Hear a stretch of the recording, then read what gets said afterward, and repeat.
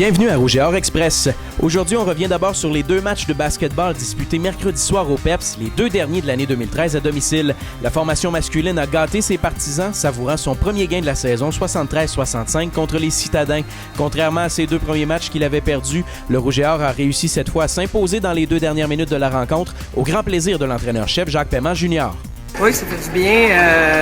Ça n'a pas toujours été très élégant, mais une victoire, ça fait toujours du bien. Là, on avait commencé avec deux défaites en début de saison régulière, donc d'aller chercher une victoire, là, c'est positif. Contre l'UQAM aussi, c'est une des équipes avec qui on va se battre là, pour le positionnement des séries. Donc, ouais, c'est positif. On a plusieurs petites choses à travailler, mais on va prendre la victoire. L'UQAM n'entendait toutefois pas partir de Québec les mains vides et s'est imposé au quatrième quart de son duel contre l'équipe féminine du Rouge et Or. Laval, qui avait pourtant les devants pour une bonne partie du match jusqu'à tard au troisième quart, a malheureusement laissé les citadines combler l'écart et se sauver du PEPS avec un gain de 53-49. Après le match, l'entraîneur-chef du Rouge et Or, Linda Marquis, avait un goût amer en bouche. Oui, c'est dur à avaler parce qu'on avait bien progressé la semaine dernière, puis le plan de match était, je pense, clair pour tout le monde, puis on n'a pas exécuté le plan de match. On a un bon début de match.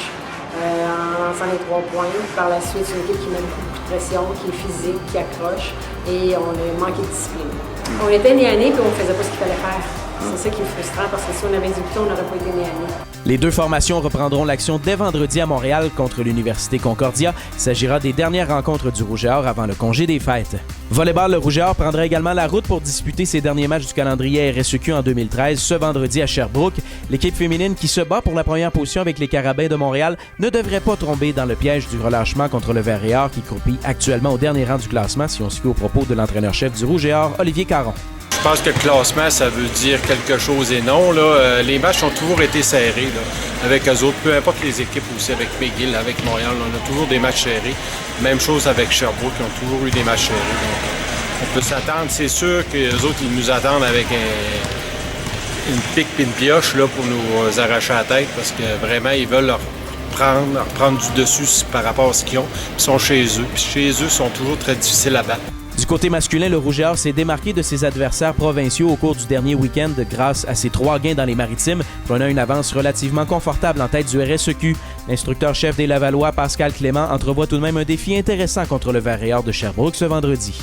Il faut s'attendre à un bon match. Je pense que cette année, la différence comparativement aux années précédentes, c'est que pour chacun des matchs, je pense que les équipes croient qu'ils ont une chance de gagner.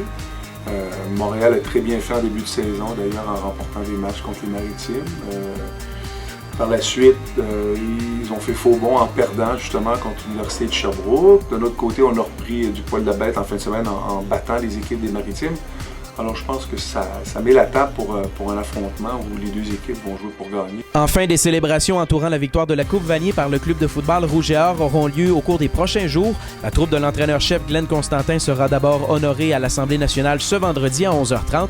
Puis dimanche, l'équipe sera présentée sur la patinoire du Colisée Pepsi tout juste avant le match des Remparts de Québec à 15h avant de signer des autographes dans le hall principal de l'amphithéâtre au premier entracte.